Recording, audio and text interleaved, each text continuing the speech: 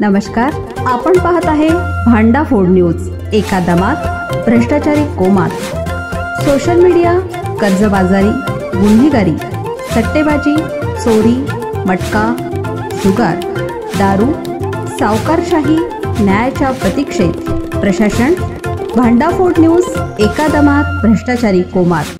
श्री हनुमान विकास सेवा संस्था अर्जुनवाड 96वी वार्षिक सभा उत्साहात पार पडली। श्री हनुमान विकास सेवा संस्थेची 96वी वार्षिक सभा भक्तिभाव व उत्साहात पार पडली।